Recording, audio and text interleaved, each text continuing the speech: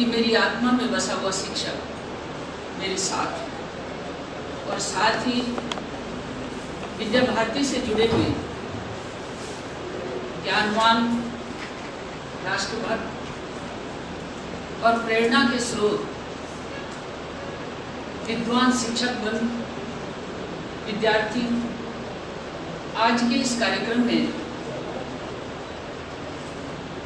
शोभा बढ़ा रहे हैं। साथ ही त्याग और तपस्या की मूर्ति और इस राष्ट्र को गहराई से परख कर इस राष्ट्र के निर्माण में अपना जीवन होम देने वाले मेरे बड़े भाई शिव कुमार जी।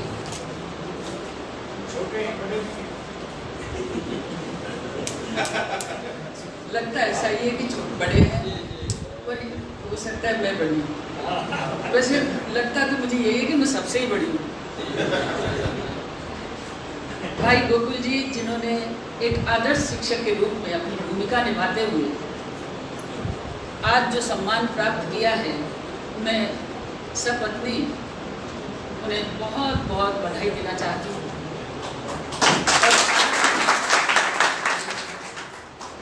बहुत पहले, लगभग 25 साल पहले लालसोट में आदर्श विद्या मंदिर में एक कार्यक्रम में सुना भाई श्री बाबूलाल जी को, और उनके द्वारा जिस तरह के आक्रोश भरे शब्दों को राष्ट्र प्रेम के रूप में मैंने देखा, आज भी उनमें वही तेजी है और वही तत्परता है और वही त्याग है। ऐसे भाई बाबूलाल जी, उनके समीप बैठे हुए भाई प्यारेलाल जी, जो राजकीय सेवा से जुड़कर भी अपनी राष्ट्रवादी विचारधारा को जिन्होंने आत्मसात किया हुआ है, मैं उन्हें भी आज अपनी प्रेरणा का स्रोत ही मानती हूँ।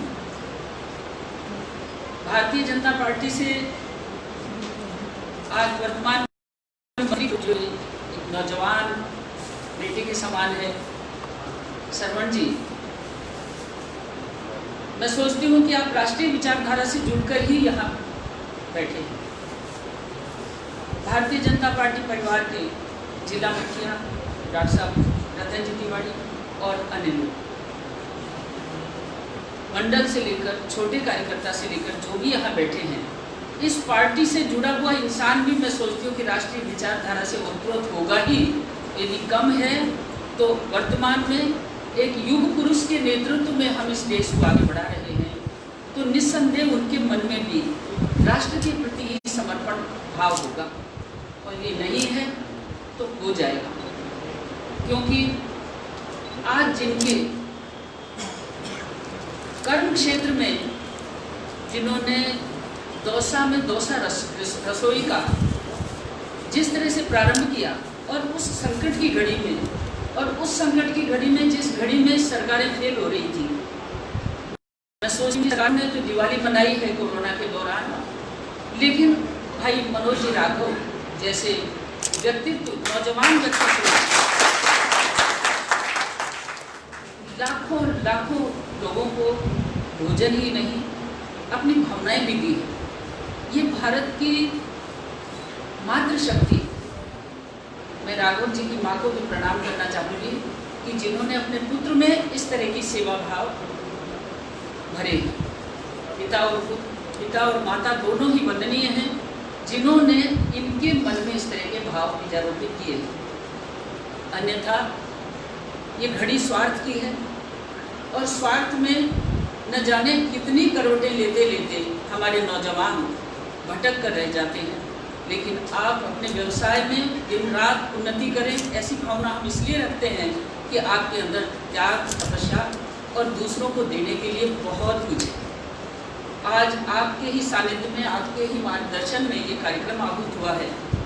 इस कार्यक्रम में जो भी उपस्थित हैं, हम वो हैं जो वाकई में राष्ट्रवादी भावना और त्याग की भावना और हमारे देश प्रेम की एक अलग से विभा को लेकर आगे बढ़ रहे हैं। भाई साहब ने नई शिक्षा नीति के संदर्भ में जो बात कही, मैं उसे रिपीट नहीं करूंगी, क्योंकि ये एक ऐसा कुलंदा है, एक ऐसी ये धरोहर है हमारी, ऐसा एक दस्तावेज है कि आप सब इसे या तो मानव संसाधन मंत्रालय के साइट से डाउनलोड कर लें और डाउनलोड करके इसको अच्छे से पढ़ें और अच्छे से पढ़ने के साथ साथ खुद समझें, दुनिया को समझाएं। मैं 2-3 कार्यक्रमों में भी गई। जब से शिक्षा नीति की घोषणा हुई, मैंने देखा कि हमारे शिक्षक भी इसकी आलोचना कर रहे हैं और शिक्षक भी ये कह रहे हैं कि ये क्या है। और मैं एक ही बात कहना चाहूँगी कि इस शिक्षा नीति में प्रमुख बात तो ये है कि हम हमारे ही देश में, हमारे ही देश की उन्नति के लिए किस तरह से हमारे नौजवान तैयार हो, हमारी भावी पीढ़ी तैयार हो, जो स्वरोजगार खुद कर सके, आत्मनिर्भरता ले सके, आतिथ्य सत्कार की भावना हो, बड़े छोटे का कायदा हो, हमारे सांस्कृतिक जो ख्यातियाँ हैं, हमारे जो ऐतिहासिक ख्यातियाँ हैं, हमारे जो पूर्वज जिन्होंने जान की बाजी लगा कर भी हमारी अस्मिता, देश की अस्मिता, देश के प्रेम को बचाया, ऐसे हम नौजवान आगे बढ़ा सकते। हमारी शिक्षा नीति आज़ादी के बाद वो मार्क्सवादी मैकाले पद्धति, मदरसा एम के हिसाब से जानो या 3 मई के हिसाब से जानो, ये त्रिजट पुत्र थे जिन्होंने तीनों ने मिलकर हमारे नौजवानों को केवल पैंट शर्ट पहन करके और सूटेड बूटेड काम की तरफ ही मोड़ा। और हमारे जो मूलभूत कर्म हैं, हमारे जो जिन कर्मों के आधार पर हम अपने देश को सोने की चिड़िया बना सकते हैं, उन कामों से हमें नफरत हो गई। और इतनी नफरत हुई कि आज भी यदि हम किसी को कहें कि इस गाय को उस खूंटे के बांध दो, तो वो नहीं जानता कि गाय किस खूंटे पे कैसे बांधी जाएगी और गाय के रस्से की गांठ कैसे लगाई जाएगी, ये भी उसको पता नहीं। तो अंदाज लगा लीजिए कि बीच का कार्यकाल, अटल जी के कार्यकाल में चर्चा आई और उस समय मानव संसाधन मंत्रालय के साथ एक छोटी सी इकाई के लिए जुड़ने का मुझे मौका मिला और वो इकाई थी हमारी नवजात शिशुओं को तराशने की, और वो केंद्र थे आंगनबाड़ी केंद्र। लेकिन आंगनबाड़ी केंद्र की आज जो दुर्दशा है और आंगनबाड़ी केंद्र की कार्यकर्ता का जो अपमान है, जब अपमानित महिला, अपमानित शिक्षक किस तरह से एक सम्मानित बच्चे को तैयार कर सकता है। अब आप देखिए कि कितने हम कोसों दूर हैं हमारे नवजात उस शिशु को तराशने के लिए। पोषाहार दिया जाता है उनको, और पोषाहार भी किस तरह से दिया जाता है कि उसमें भी ब्लैकमेलिंग है। हमारे शिक्षकों के ऊपर जनगणना है तो वो करेंगे, पशुगणना है तो वो करेंगे, किसी चीज़ का प्रचार प्रसार करना है तो शिक्षक करेंगे। अब तो यहाँ तक है कि सेकेंडरी और सीनियर सेकेंडरी स्कूल के हमारे प्रधानाचार्य इंजीनियर भी हो गए, कंस्ट्रक्शन भी उनको ही करना पड़ेगा। और वो कंस्ट्रक्शन के चक्कर में अपने बैग में बिलों का कुलंदा लेकर कभी बजरी वाले के कभी पत्थर वाले के चक्कर काटते रहते हैं। लेकिन इससे भी बढ़कर एक और अपराध हो गया कि पोषाहार का काम भी हमारे शिक्षकों को दिया। और पोषाहार का कार्यक्रम मैंने आंखों से देखा है कि बच्चे छोटे छोटे लकड़ियाँ बीन रहे और लकड़ियाँ बीन कर लाते हैं, तब उनका पोषाहार बनता है। हमने पूछा कि भाई ये बच्चे क्यों गए बाहर, कि लकड़ी का पैसा तो हमको मिलता नहीं है, ईंधन का पैसा मिलता नहीं है। ऐसी परिस्थिति में हम हमारे बच्चे लाते हैं और हम खाना बनाते हैं तो टाइम पूरा 6 घंटे का पूरा हो जाता है। वैसे भी देखो कि वर्तमान शिक्षा पद्धति में मैं शिक्षक भी रही, शिक्षा अधिकारी भी रही, प्रशासन तंत्र में भी रही, लेकिन मैं ये देखती हूँ कि आज भी 40 मिनट का पीरियड या 35 मिनट का पीरियड और वही ब्लैक बोर्ड और वही शिक्षक और सामने बैठे हुए उबासी लेते हुए हमारे बालक। न उनमें जिज्ञासा है और न शिक्षक में ज्ञान है, न समाज में प्रेरणा है, सहयोग है। जब समाज में सहयोग नहीं होगा, पेरेंट्स का सहयोग नहीं होगा, जिज्ञासु विद्यार्थी नहीं होगा, ज्ञानवान शिक्षक नहीं होगा, तो किसी भी तरह से हम हमारी भावी पीढ़ी को सक्षम, सामर्थ्यवान और सबल नहीं बना सकते। ये सारी चीज़ें विगत 72 साल में किसी ने नहीं सोची, लेकिन युग पुरुष इस देश का नेतृत्व करता है। इस समय धन्य है उस माँ को जिसने इस युग पुरुष को गरीबी में पैदा करते, गरीबी के माध्यम से पाल कर चाय की दुकान पर चाय बेचने का काम से लेकर प्रधानमंत्री के उच्च पद तक जो सुशोभित है, उस युग पुरुष ने चिंता की। और चिंता के बाद ये नई शिक्षा नीति 2020 का जो उद्घोषणा की, जिसके माध्यम से आपने पूरे विस्तार से उसको सुना है कि प्रथम 3 वर्ष बालक के लिए अपनी माँ की गोद में, जैसे कोख में बच्चा है फिर गोद में बच्चा आता है, तो बच्चा अपनी माँ के पास, परिवार के पास किस तरह से संस्कारित हो, किस तरह से शिक्षित हो। अभिमन्यु ने तो गर्भ में ही चक्रव्यूह की रचना को वेदना सीख लिया। तो क्या ये किस्से कहानियाँ आज हमारे जो विद्यार्थी अंग्रेजी पढ़ने वाले और जो गवर्नमेंट स्कूलों में पढ़ने वाले, वो इसको कपोल कल्पना कहते हैं, लेकिन ये कपोल कल्पना नहीं है। हमारे पूर्वज, मेरी आयु भी 72 क्रॉस हो चुकी है, लेकिन हमारे गांव के अंदर भी माता, ये सासू माँ और खुद की माँ बोला करती थी कि गर्भ में बच्चा है तो रामचरितमानस सुनना चाहिए, रामायण जी को सुनना चाहिए, धार्मिक पुस्तकों को सुनना चाहिए, धार्मिक पुस्तकों का पठन करना चाहिए। मैं माँ होने के नाते ये बात नहीं कह रही, मैं एक शिक्षक होने के नाते ये बात कहती हूँ कि संस्कार तो गर्भ से ही प्रारंभ होते हैं और फिर इस धरती पर आकर के यदि आपने कॉन्वेंट में डाल दिया, अंग्रेजी रटाई, तो वो मातृभाषा में तो वो अंडरस्टैंड करेगा, सीखेगा, दिमाग में लेगा, चिंतन करेगा। लेकिन अंग्रेजी में तो केवल मात्र वो पेरेंट्स, तो मुझे याद है आज भी कि जब छठी में अंग्रेजी चालू होती थी और मंडावी स्कूल में हम पढ़ते थे, तो मैं पेरेंटस बोलती थी और पेरेंटस बोलने पे मुझे 2-3 बार थप्पड़ पड़े थे, लेकिन पेरेंट्स नहीं बोल पाई, क्योंकि गांव का धरातल था, अनपढ़ माँ बाप की संतान होने के नाते उच्चारण के प्रति कोई ध्यान नहीं था। तो मैं आपको ये निवेदन करना चाहती हूँ, आप सब बैठे हैं, गाँव के अंदर अभी भी इसका विरोध चल रहा है और विरोध इसलिए चल रहा है कि या काई मोदी जी ने लागू कर दी, लेकिन विरोध करने वाले कौन हैं? विरोध करने वाले वही मैकाले के पुत्र हैं। वो मैकाले के पुत्र आज भी हमारे देश में गद्दी पर बैठना चाहते हैं, और मैकाले पुत्र जब गद्दी पर बैठेंगे तो केवल मात्र वो सूटेड बूटेड क्लर्क पैदा करना चाहते हैं या पढ़ लिख कर किसी टेबल कुर्सी पर बैठने वाला काम ही करना चाहते हैं। खेत खलिहान में जब तक नहीं बैठेंगे, गांव की छोटी चौपाल पर नहीं बैठेंगे, छोटे व्यापारी की दुकान पर नहीं बैठेंगे, हमारा स्किल, हमारा दिमाग तब तक विस्तृत नहीं होगा और तब हम स्वरोजगार तभी होंगे, आत्मनिर्भर तभी होंगे जब हम इन सब व्यवस्थाओं में अपने भारत को देखेंगे। भारतवर्ष में कौन सी ऐसी क्षेत्र है जिसमें आज हमारी माता बहनें भी सक्षम ना हो? हमारे यहाँ तो पहले मुंगोड़ी बनाई जाती थी, पापड़ बनाए जाते थे, 12 महीने के मसाले घर में होते थे, कोई नहीं जानता था MDH मसाले, सब अपने खाते थे। अब आप अशुद्ध चीज़ें एकत्रित करके अपने पेट को खराब कर लिया। कोरोना महामारी से आज गांव के अंदर कम पीड़ित हैं, शहरों में ज़्यादा है। इस महामारी के दौरान हमको सबक मिला है कि हम आत्मनिर्भरता की तरफ जाएं, शुद्धता की तरफ जाएं, और ये सब कुछ मिलेगा तो शिक्षा पद्धति से मिलेगा।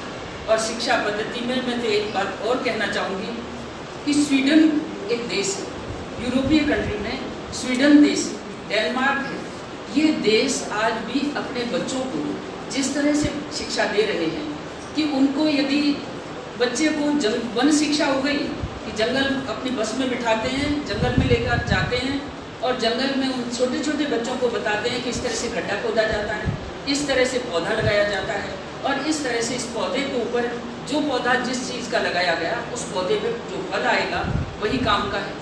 दूसरी बात है कि स्वीडन ने तो एक बात और करी, इससे भी आगे बढ़कर वो कर रहे हैं कि वो यदि अपने बच्चे को सबसे पहले कहते हैं कॉफ़ी शॉप, कॉफ़ी की दुकान, चाय की दुकान, तो कॉफ़ी शॉप हम तो मजाक करेंगे अरे कि कॉफ़ी शॉप पढ़ा है, जबकि वो बताएंगे कि ये शॉप होती है, ये कॉफ़ी है और इस कॉफ़ी में किस पेड़ पे कॉफ़ी आती है, किस पेड़ पे कॉफ़ी आती है, उस पेड़ से कॉफ़ी के बीज लेकर के किस तरह से इसको तैयार किया जाता है। ये तो हो गया सैद्धांतिक पक्ष, उसका एक सैद्धांतिक पक्ष। फिर वो कहेंगी कॉफ़ी विक्रय करनी, बेचनी है, कितने में बेचनी है, 1 कप का कितना होगा, 2 कप का कितना, तो हम कॉमर्शियल चीज़ भी सिखा दी। पहले उनको धरातल सिखा दिया, फिर उनको विक्रय करना सिखा दिया। उसके बाद उन्होंने बताया कि अब गिनिए कि हमारा इस दुकान पर, इस कॉफ़ी शॉप पर आज का खर्चा कितना हुआ, बचत कितनी हुई। ये भी उन बच्चों को खेल खेल में ही सिखा दिया। और उसके बाद वो आगे बढ़ाते हैं कि तुम कुछ भी कर सकते हो।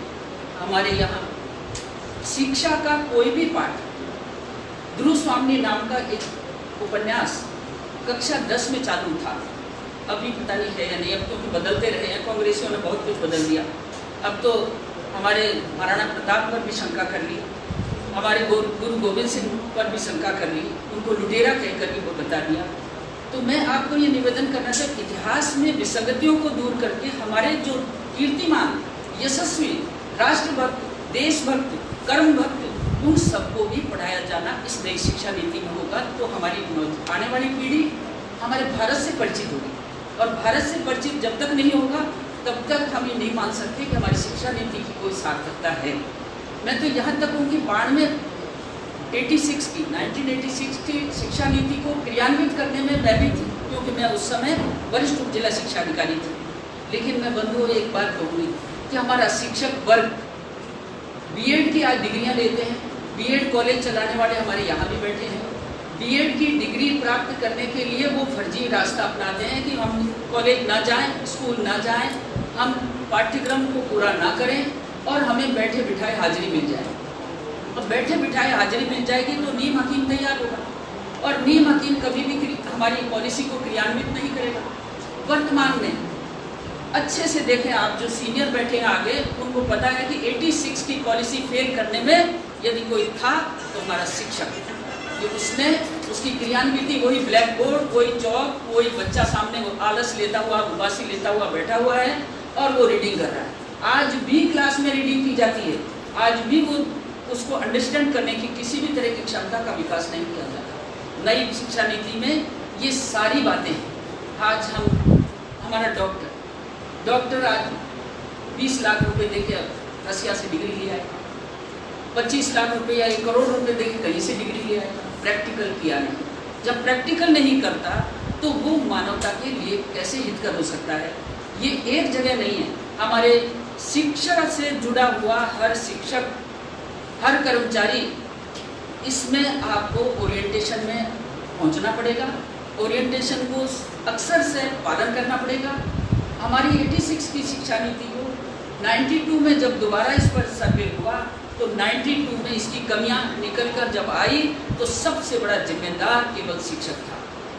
पेरेंट्स को आज तक, अभिभावक को पता नहीं, वो तो चाहते हैं कि मेरा बच्चा 95 आया है तो पड़ोसी का बच्चा 96 कैसे आ गया। वो तनाव, बच्चे से अपेक्षा, बच्चे को इस तरह से यूज करना कि तू मेरी जिंदगी का सबसे बड़ा कीर्तिमान स्तंभ है, तू तो वहाँ पहुँच जहाँ वो पड़ोसी का बच्चा पहुँचा। ऐसी अपेक्षाओं से हमारे बालक आत्मदाह तक करने को आगे बढ़ते। फिर दूसरी बात, संस्कारों का कहीं कोई मेल नहीं था।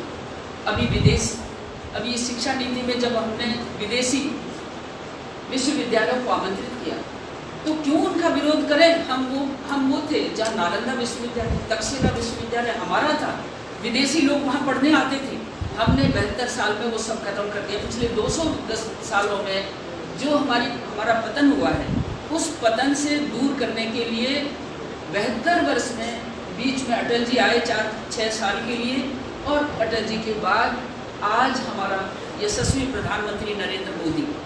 और आप ये सोच लीजिए कि अभी हम जब कहीं गांव में मैं जाती हूँ, एक दिन मुस्लिम बहनों को मैंने इकट्ठा किया और उनको कहा कि अब तो तुम्हारी बहू बेटियाँ दुख नहीं पाएंगी, क्योंकि बेटियों को 3 तलाक से जो मुक्ति, वो दंड था, वो मोदी जी ने ख़त्म कर दिया। एक बुजुर्ग महिला खड़ी होगी और मेरे से कहाँ ही कह रही थी, तो मैडम या मोदी ने तो गोदी कर दी। क्या कर दिया भाई कि ये बहुत गलत कर दिया। मैंने तेरी बेटी यदि 3 बार तलाक सुन करके सड़क पे फेंक दी जाए उसके बच्चों के साथ, उस समय तेरी आत्मा क्या करेगी, उसका जवाब। और इस तरह से कठोरता से जब मैंने उन महिलाओं के साथ मैंने बात रखी तो उनको थोड़ा सा चुप होना पड़ा, अन्यथा वो चुप नहीं होती। क्योंकि उनके मन में न बेटी है न बेटा है। एक ऐसी भाव भर दिए गए हैं कि केवल वो वोट के लिए यूज़ करने वाले लोगों ने उनके मन में इतनी घृणा भरी है कि भारत को भारत ना मान के, अपना ना मान के वो कुछ पराया मानते हैं। तो ऐसी परिस्थिति में कई चीज़ें ऐसी हैं जो हम शिक्षकों को, शिक्षा नीति को तो हमको आत्मसात करना ही है। आत्मसात करने के साथ साथ हमारे विद्यार्थियों तक ये भाव पहुंचाना है कि अब आपकी अंग्रेजी पढ़ने की ललक को छोड़ दीजिए। केवल अंग्रेजी पढ़ने वाला बच्चा रटकर कक्षा पास कर लेता है, लेकिन वो जीवन के अन्य पहलुओं को आत्मसात नहीं कर सकता, चिंतन मंथन नहीं कर सकता। वो केवल रटी रटाई बात को बोल देता है, लिख देता है, नंबर अच्छे ले लेता है और माता बहनें भी राजी हो जाती है कि मार छोड़ अंग्रेजी बोले। अरे अंग्रेजी बोले छे, हमने तो कभी पढ़ाई नहीं, मैं कॉलेज में नहीं पढ़ी, कभी कोई रेगुलर शिक्षा नहीं हुई, लेकिन उसके बावजूद भी भारतीयता की जो एक भावना थी वो दिल में थी। लेकिन वो भारतीयता की भावना आज दिखाई देती है। आज से 30 साल पहले मुझे भारतीयता की भावना का कोई मतलब नहीं था। केवल ये था कि हम आत्मनिर्भर कैसे बने, हम कैसे आगे चलें। आज भी मैं आपको उदाहरण देना चाहती हूँ कि मैंने 25 साल पहले केवल गाँव की लड़कियाँ, सवाई माधोपुर मुख्यालय जिले में 0.5% लिटरेसी रेट थी बालिकाओं की। उस समय मेरे मन में आया कि मेरे माँ बाप ने जब मुझे 10वीं पढ़ा दी और 10वीं पढ़ने के बाद अगले परिवार में जाकर मैंने और भी डिग्रियां ले ली, तो मेरा धर्म बनता है, फर्ज बनता है कि मैं कुछ करूं। आप आश्चर्य करेंगे, आज 26वां साल है उस संस्था को। 1667 बालिकाएं केवल किसानों की, केवल मजदूरों की। लेकिन हमने उसके साथ साथ उनको ये कहा कि उनको रोटी बनाना भी आना चाहिए, लोई बनाना भी आना चाहिए, सब्जी छोंकना भी आना चाहिए, गोबर के कंडे थापना भी आना चाहिए और उनको घरेलू सारे काम और खुद का काम खुद करें। कोई धोबी के यहाँ कपड़े नहीं जाएंगे, कोई उनके यहाँ माथे में जुआं भी पड़ गई तो हम ही साफ करेंगे, तुम्हें कोई दूसरी डालेंगे। तो मैं ये अब बताना चाहती हूँ आपको कि उन परिस्थितियों में मुझे पेरेंट्स ने कहा कि मैडम काई छोरी को बनाओगी तुम, यहाँ रोटी सिखवाओ चेंज सुनो। मैंने ये कहा कि ले जाओ अपनी बच्ची को। जब तक ये बच्ची घरेलू सारे काम नहीं जाने, अपने पाठ्यक्रम को सही तरह से पढ़ेगी नहीं और आसपास के वातावरण में इसका जो परिवार का काम है खेती, उस खेती के काम को यदि ये नहीं समझेगी तो मैं इस बच्ची का भविष्य कैसे खराब करूँ। आज मैं आपको कहना चाहती हूँ कि वो आज वो संस्था इतनी बड़ी हो चुकी है, वहाँ कभी 12वीं में 10वीं में बच्ची फेल ही नहीं हुई और रिजल्ट 95% लड़कियाँ वो ले रही हैं, क्योंकि उनको ना मोबाइल है, ना उनको टीवी 24 घंटे एपिसोड देखने को मिलता है। सप्ताह में केवल न्यूज़ सुनेगी और न्यूज़ सुनने के बाद टीवी को ऑफ कर दिया जाए। मोबाइल लेस संस्था है, क्योंकि आज हमारे मध्यम वर्गीय परिवारों के जो बच्चे हैं वो केवल मोबाइल के कारण वो नहीं जानते कि सितोलिया क्या होता है, वो नहीं जानते कि गुट्टे खेलती थी लड़कियाँ, स्टेपो खेलती थी, शारीरिक क्षमता होती, रस्सी कूदती थी, उससे उनका स्टेमिना बढ़ता था। ये सारे गेम खत्म करके और मोबाइल पे लिपट पड़े हैं। और आने वाली ये शिक्षा नीति, ये निश्चित है कि हम 2022 में शिक्षा नीति में अपने आप को सक्षम करते हुए आगे बढ़ेंगे और 2022 और 23 के बाद जो 2 साल बचेंगे उसमें माध्यमिक स्तर तक ये शिक्षा नीति धरातल पर उतर आएगी।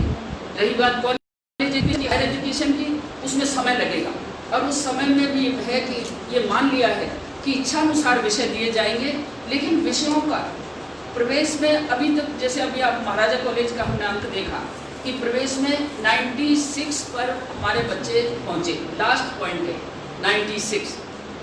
उस पर भी नई शिक्षा नीति में 3.5 करोड़ भर्तियाँ, 3.5 करोड़ विद्यार्थियों के लिए एक्स्ट्रा और अरेंजमेंट होगा। 3.5 करोड़।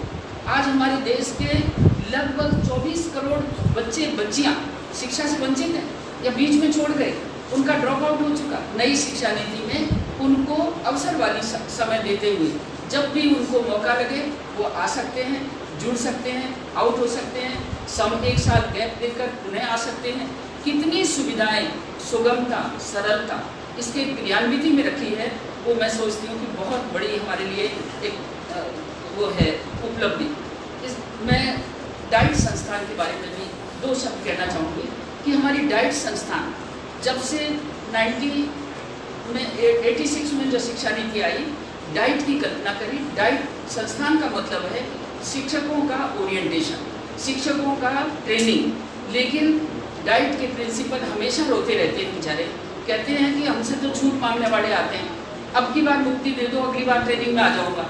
ये जो शिक्षकों के मन में अपने ओरिएंटेशन के प्रति, अपनी नॉलेज वृद्धि के प्रति, अपने नवाचारों के प्रति जो एक शून्यता और निराशा आ गई है, इसको भी डाइट को और अधिक कठोर और अधिक सक्रिय और अधिक पहुंच देने वाला संस्थान बनना पड़ेगा।